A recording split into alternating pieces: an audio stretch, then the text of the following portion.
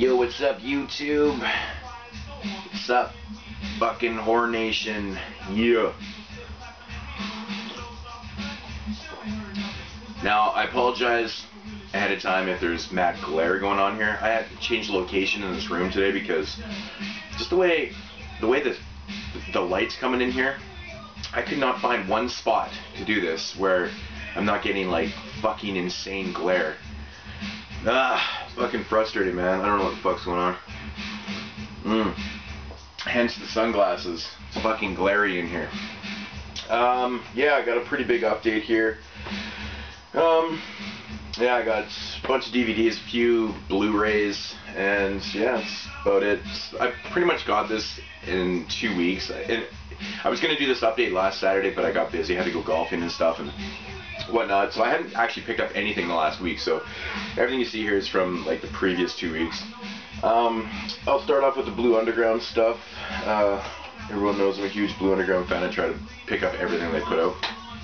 First up, Bad Boy Bubba. I remember seeing this on a bunch of channels. People talked about it and just basically kind of shook their head at it. It's the fucking really fucking messed up film. It's basically about this guy, Bubba, or Bubby, Bubba, Bubby, Bad Boy Bubby. He's like a man-child.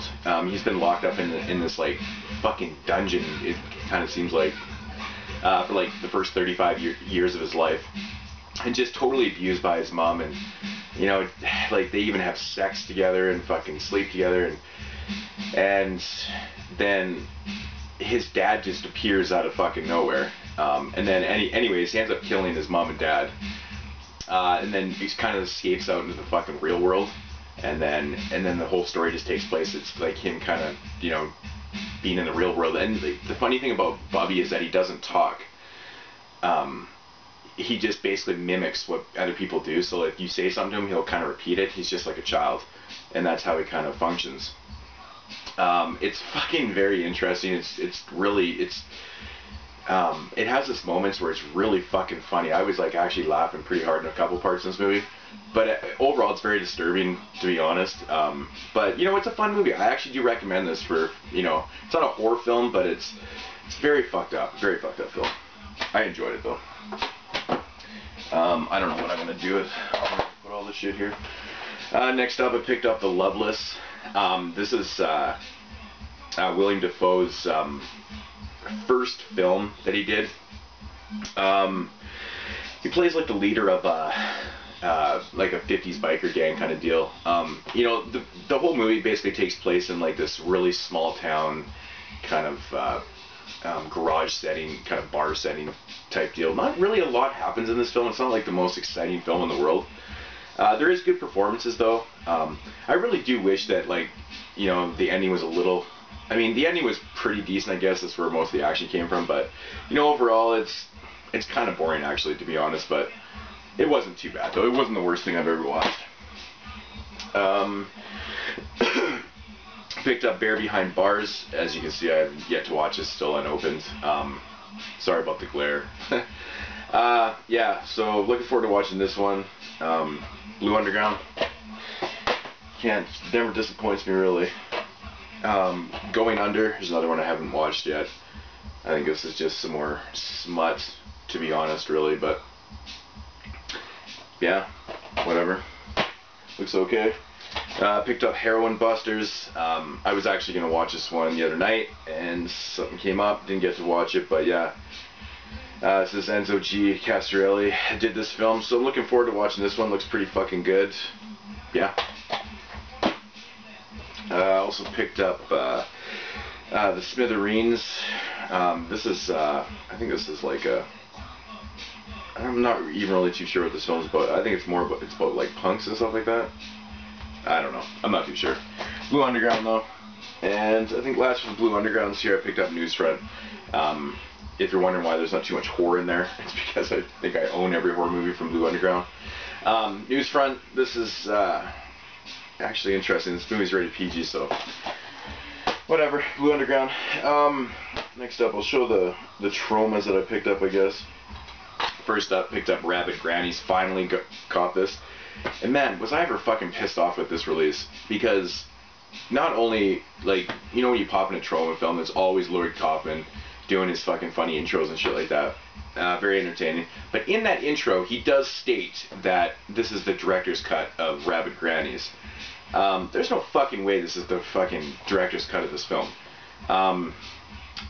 I remember watching this film back in the day, and I swear I watched an uncut version, because this version right here, you know, the part where the granny fucking tears or eats that dude's asshole, well, that's pretty fucking cut, man.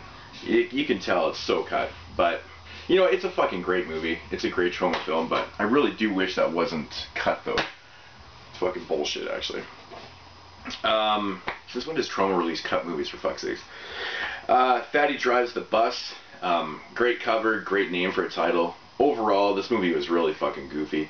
It's kind of a funny premise, but, you know, honestly, like, I like really, really bad, cheesy fucking movies. Everyone knows that. But this film right here, it was the dialogue that was off-putting. It was so fucking stupid. Like, whoever wrote the screenplay for this fucking movie, oh my god, it's just like, it's so bad. Well, I guess the director wrote this movie, but it's fucking... The dialogue is so bad in this. It had me laughing, but it was entertaining to say the least, just in that fact. But overall, not the best Troma film, but, you know. Picked up Surf Nazis Must Die. I enjoyed this film. It's pretty fucking cool. You know, about a guy that gets killed on the beach there, and his mom. It's basically just a revenge type of film, getting these fucking surf Nazis off the fucking beach.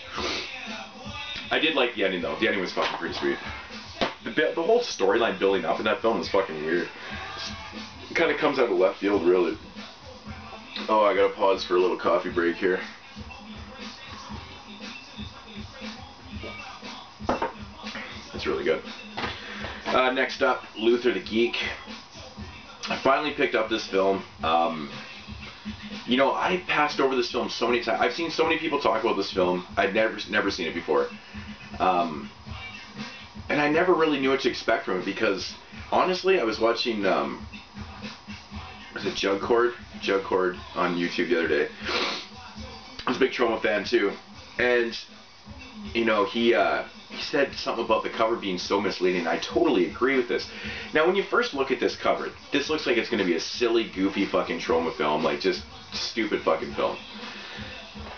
This is not a goofy film at all. This is super serious. It's awesome, man. I really, really fucking enjoy this. It's dark. It's just like a straight up fucking killer film, man. Just about this guy that, like, basically walks around clucking and killing. You know, it's just such a fucking weird storyline, man. I know some people will hate the killer in this film, but I really enjoyed this film, man. I would recommend that to anybody that likes, you know, especially Troma films. Next up, picked up Screenplay. I had no idea. I'd never really seen too many people talk about this film. I had no idea what to expect from it. Popped it in. It's in black and white. I think this movie was filmed in 1985.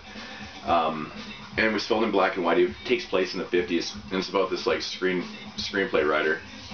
His name is Edgar Allan, which made me fucking laugh. And he's writing, like, this screenplay, and his imagination is so vivid that he, like, whatever he's writing really happens in real life. Now, there were some really funny green screen shots in this. When you're watching green screen shots in black and white, it looks so bizarre, man. Like, it just looks so phony and shit. And what's up, dudes? My dogs just came in. Yeah, but I actually really enjoyed this. I thought it was funny. I thought it was fucking, I don't know. I really highly enjoyed this, man. I mean, if you don't like black and white films, like modern day black and white films, then stay away. But yeah, it was fun, man. Screenplay. Again, I apologize if I'm getting super glary, because I can't fucking help it. It's pissing me off. Next up, Mirror Death. I know Chuck Cord showed this one too. He was looking forward to watching. I watched this on, I'm going to say probably Thursday night, and I got home from work. It's not really what I expected. You know, this film wasn't bad. It had a decent premise. But the problem with this film, for me, I thought that it felt like a TV movie at times. I mean, nothing against TV movies, but it just felt like a bad TV movie at times. Overall, it wasn't overly that bad. I thought some of the acting actually she was not the best in it. I don't know, she wasn't believable to me, but Overall, I mean, it's not the worst thing. Like I said, you know, it's another Troma film, whatever. One I have yet to watch, The Ruining. I actually don't know what this fucking movie's about, to be honest. But, actually, I think Judd Core showed this one too, actually. He talked about it. He said it was kind of boring, actually. But, yeah, The Ruining. Next up, still, oh yeah, this was used, but, Devoured. This is the Legend of Albert Packer.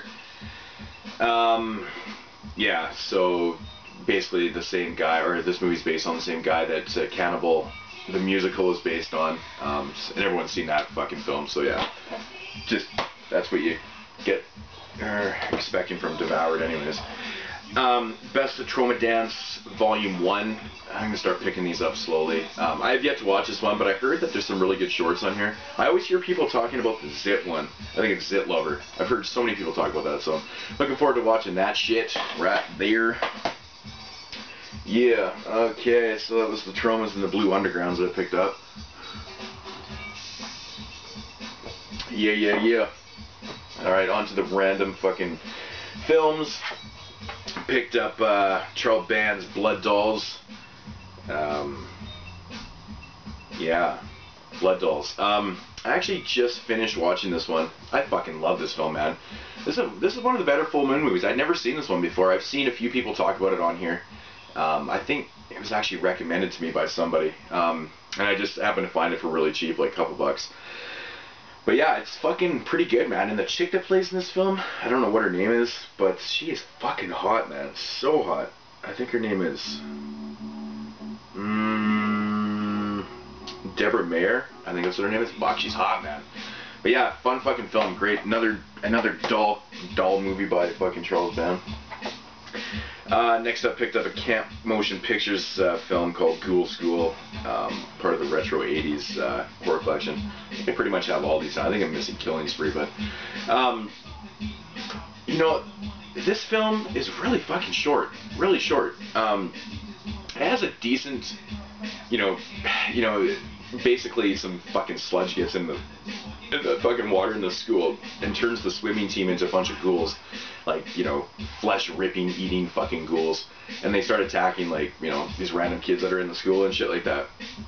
Some of the gore is pretty good. Like I just said, it's fucking short though, man. Like really short, but overall not bad. It's actually not shot on video. I thought this was going to be shot on video when I first got it, like most Camp Motion Picture films that were like part of this line anyways, the Retro 80s. But yeah, I don't know, it was okay. There's some decent gore in it. Evil Dead Trap, Synapse. Fucking finally picked this up. I've actually never seen this film. Yes, laugh at me. Yeah, it's one I've yet to watch since, you know, since I picked it up. But yeah, I'm looking forward to fucking watching this. I actually just ordered the second one, so should be getting that one pretty quick. But yeah, finally got that one. It's been on a list to get for fucking a long time. Picked up Megan is Missing. As you can see, it's still unopened. I've yet to get to this one. Heard lots of good things and bad things. I've heard some things about the acting is shitty, but you know, the premise is fucking disturbing and shit. But yeah, I'm looking forward to watching this one. Next up, picked up Jeff Lieberman's Squirm, finally. This is a fucking cool film, man. I like it, man. It's fun. Yeah, Killer Worms? Fucking rights, man. How can you go wrong with Killer fucking Worms? Shit. Picked up Irreversible. I've never seen this film. I've seen so many fucking people talk about this one. I know JR always talks about this one. JR, we miss you, buddy. Come back. Fuck, you've been gone way too long, dude. Anyways. But yeah, he always talks about this film. You know what? I'm actually not really supposed to be showing those boobies on it, but you probably can't see it on my camera anyway, so fuck it. Yeah, Irreversible. Yeah, I heard it's fucked up, disturbing shit, so that's exciting. Riccio, Story of Ricky. This one's unopened. This is such an awesome fucking film. Finally picked up a copy of this. Seen this film a few years back, a couple years back, I believe. Yeah, it's fucking over the top, action, gore fest. Fuck, it's fun. Everybody knows Riccio. Picked up this fucking film called Baby Blues strictly because of the cover. I mean, really, look at that fucking creepy fucking baby on there. You know, it's funny because when I first picked this up, I never read the synopsis on it or anything like that. Now, I thought this movie was like about a possessed baby. I don't know, man. I was like, really? Possessed baby? Yeah, I want to watch that shit. But no, this movie's actually based on that fucking crazy bitch that lived in Texas that drowned her like 5 children. So it says inspired by true events. So it basically is. It's about a mom that goes fucking nuts because of postpartum depression. And, you know, just, yeah, like she has a new baby, which is her 4th one in this one. They didn't have 5 kids. They had 4 babies, 4 kids. She goes fucking nuts. The husband's always on the road. He's a trucker and shit like that. And basically it starts out, she just fucking snaps, man. Kills the fucking little baby first and then just goes to town on the other ones. And the oldest one has to fucking play the hero and shit, but it's actually pretty decent, man. I thought that she did a good job as the psycho mom, man. She was quite believable. Like, she was fucking psychotic, man. Thought actually the kid in this, he's probably 12 maybe, 10 or 12. I thought he did a really good job, actually, too. There's some really fucked up parts, man, with, like, she kills a few animals, kills some kids. It's a little fucked up. Pretty short, though, man. Like, 70 minutes, 75 minutes or something like that, but it gets right to the point quick, though. Which I did like. The next 2 films I did not own, so I had to pick them up. I'd actually never even seen the second one, but this is Candyman Farewell to the Flesh. This is part 2, if you can see that's a lenticular cover. Yeah, you probably can't because my camera fucking sucks. Yeah, so Candyman Part 2, I actually really enjoyed this film. I've heard a lot of people that didn't talk about this film, they said they didn't really like it that much. In all honesty, I watched Part 2 and I actually liked it a lot. And then I popped in the 3rd one right after, watched them back to back, and I was like, you know what, they feel like Candyman movies. I think Tony Todd's fucking awesome in them, and I think they're just good films, man. I don't know, they have the same feel as the first one. They're not obviously as good as the first one, but they are good. And I did read that they're trying to fucking do maybe trying to do a 4th one, which is totally awesome. I guess Tony Todd said that he's totally down for it, so that is sick. And then Candyman 3, Day of the Dead. This is featuring Donna D'Errico. I think she was on Baywatch. She was also Playmate of the Year, I believe, in 95, I think, something like that. I think she was Playmate of the Year, or she was in Playboy. I can't remember. But you know what? She actually wasn't too bad in this film, to be honest. She looks good. She wasn't that bad, though. I don't know. I liked it, man. I actually really liked the film. I like the whole backstories and all that shit. It's kind of interesting. I mean, really, that's where you got to go with those films. Next up, Tower of Evil. I think I saw this on Goonie McFly's channel. And it was weird. I was, like, scrolling through fucking films, like, on the net there. Or just kind of trolling through, you know, used films and shit. And I actually came across one right after watching his video. So I was like, oh, fucking, I think he was in, like, an underrated horror films or something like that. That was really good, man. I really liked this one. It was, you know, a bunch of people go to this island and get all fucked up, basically.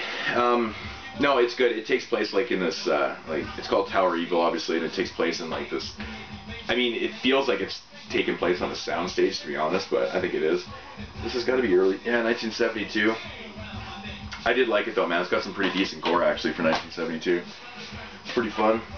Oh, yeah. Fucking, next up, Pork Chop.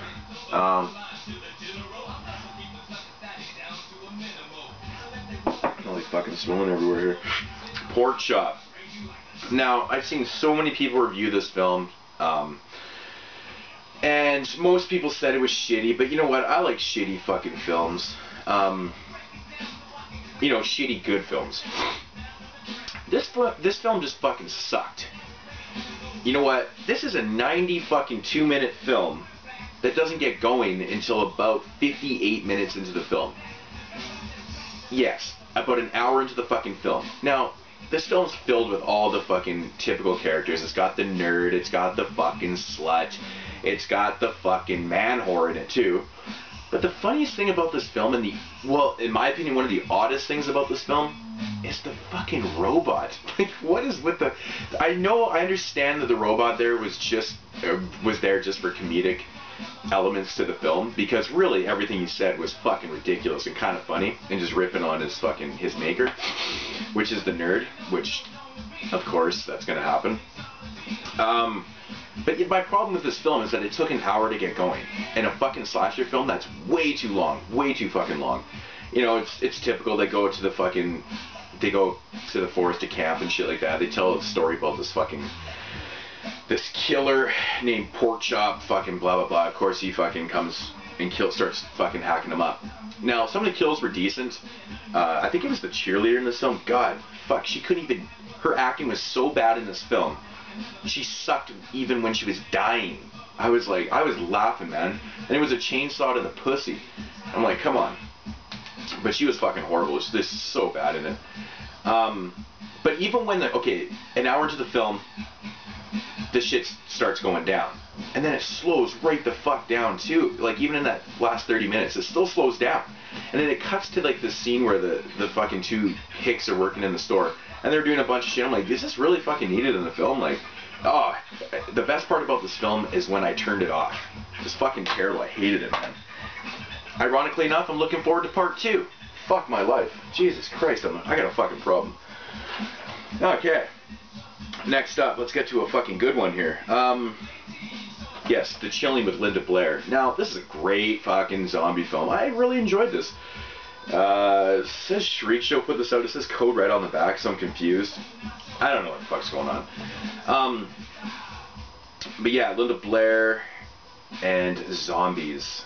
It's basically about this cryogenetic lab where they take people and they freeze them. You know, for like future use. But you know, the doctor of course is being really shady and shit like that. There's a fucking crazy electrical storm one night. Power goes out. They end up putting the cryogenetic fucking vault things or whatever outside. I get struck with lightning. The zombies come to life and start fucking shit up. I love the zombies in this film, man. They're awesome. Great fucking feel to it. Really, really enjoyed this film, man. Awesome shit. If you've never seen The Chilling, definitely check that shit out. Next up, Ryan Nicholson's Hanger. Holy fuck. I've wanted to get this movie for a long time. Never seen it. Because I was a big fan of Gutterballs, of course. Like everybody is, really. This movie is filled with the most bizarre fucking characters ever. I mean, I don't know how this was possible, but, yeah. In a matter of, like, 3 days, I've seen something in a movie twice that I'd never seen before. A baby being ripped out of a fucking vagina, you know, in this case with a fucking hanger. Spoiler alert if you've never seen this, but I'm sure you fucking heard about this part. But I've basically seen this twice. I was watching Where the Dead Go to Die. That's animated, but the same fucking thing happened in that film. And I'm watching this one 2 days later. I'm like, what the fuck is wrong with me, man? I'm watching some pretty crazy shit. But no, that was really fucking gory. Like, it's just so fucked up, man. Like, they show this shit going right in. It's a little over the top, but you know, it's definitely shocking.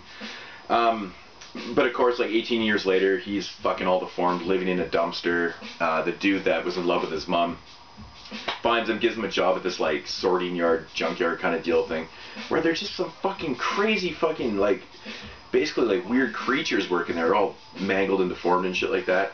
And the Chinese kid in this film is so fucking funny, man, with his, well, just put it this way, he's obsessed with tea. Now, if you've seen this film, you're probably laughing right now because you know exactly what I'm talking about. Yeah, making tea with certain objects. That's awesome. Hanger was, you know, I mean, it's not a perfect film. It's not like great, but it does have some pretty fucking interesting parts in it, though. Next up, the made-for-TV Island of the Dead. Now, this movie was just pure shit. Fucking garbage, man. I thought I'd give it a call, or give it a try because, you know, Malcolm McDowell's in it. I'm a big fan, obviously. Got the fucking dude tattooed on me because I love him. No, you know, I thought I'd give it a shot. You know, it seemed like it had a decent premise. This was really slow too. It took about an hour to get going. Same thing as fucking Porkchop. And then when it did get going, the fucking flies, so CGI'd and garbage and fucking, this film was fucking awful. I hated it. Hated it. Next up, Cry Wolf. Good fucking film, man. I really enjoyed this. It took me a long time. I don't know when this, 2005 I believe this came out in. Now, I always thought this film looked shitty. I mean, I think back in the day when it came out, I think someone watched it right away and told me it just sucked. So I never checked it out, which is so stupid because I usually generally don't listen to people. But I mean, it didn't look overly that interesting to me anyways, but I actually really enjoyed this fucking film, man. Really enjoyed the premise of it. You know, the whole, I like the setting of it too, you know, in the school and shit like that. I like those type of settings and did have a cool idea. Next up, Trick or Treat. Now, everybody knows that this cover is bullshit. Gene Simmons, Ozzy Osbourne are in this film combined, I think, 12 seconds, I swear to God, and they're on the fucking cover. It's a cool film though, man. Got a great soundtrack, like Thomas, 13th Wolfman, says. He loves the soundtrack, but I do agree, it's awesome. Yeah. You know, it is what it is. It's okay, man. But a fucking dude that comes back and fucking, yeah, anyways. Everyone's seen that fucking film. I don't want to explain it. Rest Stop, Dead Ahead. Yeah, it's okay. Not really a whole lot to say about this. It's not the best film in the world. It's not the worst thing I've ever seen. But yeah, it's okay. It's alright. Picked up the out-of-print Cheerleader Camp. Now this was actually a film that I was going to do for Double Shot's contest. I think it was Double Shot, right? That he was doing the films that need sequels. This was one of them I was going to do because I just watched it. I was like, you know, apparently they were going to make a sequel to this film, and it ended up being a completely different film with a different title or whatever. But this is a film that, like, really it ends and you would think it would have a sequel. It's fucked up, but I actually really enjoyed this film. I really liked the setting of it. I thought the fucking kills were good. You know, it's just about a bunch of cheerleaders getting fucking hacked up and shit. A cheerleader camp, the title says it all. A lot of titties in it. We got some former Playboy or Penthouse models and shit like that, and fucking one chick in this movie turned into a hardcore porn star, which is funny. But yeah, good fucking film, man. I really enjoyed that shit. Next up, Night of the Living Dorks. This is a German film released by Anchor Bay. About these dorks that get killed in their fucking, they're smoking weed, drive off the road, killed, and then are resurrected as zombies. I won't get into how that happens, but yeah, anyways, they turn into zombies, and they're like the fucking laughingstock of the school. They turn into zombies. Once they realize what they can do, they kind of use it to their advantage and kind of become cool and shit like that. It's actually pretty funny, man. Like I said, it's in German. I actually didn't know this film was in German. Picked it up, popped it in, and it was when you press play, it's like dubbed in English. And I was like, what the fuck is this? So I can't watch. I love subtitle films, so obviously I had to watch the subtitles, but it was good, man. I had a good laugh. There's some funny parts. I think the chick in here, the fuck is her name? I don't know, that chick right there. If you've seen this film, she is hot. Ooh, fucking nice, man. Here's a film I already own. I own it in one of the zombie packs. I think it's Zombie Pack Volume 2. But when I ordered that, of course, if you watch my channel, maybe you do remember, maybe you don't. Who cares? I got like the single keep case with the 3 discs in there, which I was told it was going to be like the individual ones. That just annoys the shit out of me. So I'm just slowly getting them individually. And this is one of the films that's in that pack, Beyond the Darkness. This is just way better. Like, you know, it's got the fucking booklet, it's got the reversible covers, you know, and shit like that. Like, come on, man, who doesn't want this? But I mean, the film itself is fucking fantastic. I'm a really, really big fucking fan of this film, man. Awesome, awesome shit. If you've seen this film, you know exactly what I'm talking about. It's great. Yeah, Joe D'Amato directed this film. Fucking awesome film, man. Most people know it. They've seen that shit. Now, next films I just picked up because I own them, you know, in a box set. I'm just trying to get them individually, slowly. Yeah. So, it's funny, this is sold as used, but it's actually brand new. Friday the 13th Part 2 and Part 4, which are actually two of my favorites. This is my favorite in the entire series, Part 4. I was pissed though, these things didn't come with the slipcovers. Fucking made me mad. I'm gonna lose this stack here any fucking second. Last up for the DVDs, the movie Chainsaw Sally. This was good, you know. It's not as good as the TV show. I actually prefer the TV show. Maybe because I seen the TV show before this. I don't know, that seems to happen, but I really fucking enjoyed the TV series. Now I can't wait for the season 2 to come out of it, because I was a really big fan of the first one, like I said. And the movie is basically the same or it's obviously the same premise. It came out before the TV series. But yeah, I don't know. I love her, man. April Burrell, whatever, however you want to fucking say her name. I think she's hot. But no, it's cool, man. I enjoyed it. So I got a couple fucking Blu-rays to show here. Oh, my beard, I need to shave. Too fucking long. Alright, fucking couple more here. Sorry guys, this video is really long. First up, Mother's Day, Troma Mother's Day, released by Anchor Bay. Still gonna go in my Troma collection though, because it's a fucking Troma film. Everybody knows this original Mother's Day film. It's fucking awesome. I really like this film, man. The only problem I fucking have with this film is, spoiler alert, I mean, obviously, most people have seen this film, but, you know, the fucking mom. I hate the way she dies in this film, man. Just fucking drive. I think they should have been a little better, in my opinion, but, yeah, it's just my opinion, whatever. It doesn't really fucking matter. The movie's like 30 years old now, so. Showing this, I got Father's Day from Chapel of Blood, 88. What's up, Mikey? Yeah.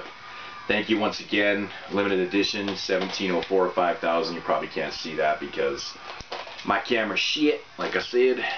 But yeah, Father's Day, fucking. This film is just amazing. Like the way this movie ends, the last like half an hour of this film is just fucking ridiculous, man. It's so entertaining and like you just don't know where it's going. It's so fucking bizarre and weird and fun and oh, I could watch this film all the fucking time, man. I'm gonna pop this in again. And you know, one of the best things about this film is the fucking soundtrack, man. It's so good. It's so good, man. Like it's all original music. Total 80s sounding. It's fucking wicked, man. The gore is amazing. It's just funny, man. The premise of this movie is just fucking bizarre. Everybody knows what the premise is. Picked up a couple steelbooks. Picked up The Exorcist steelbook. Now, this film is about... No, I'm fucking with you. Yeah, it fucking looks great. It looks really great on Blu-ray, I gotta say. Nice steelbook. Everyone's fucking seen this one.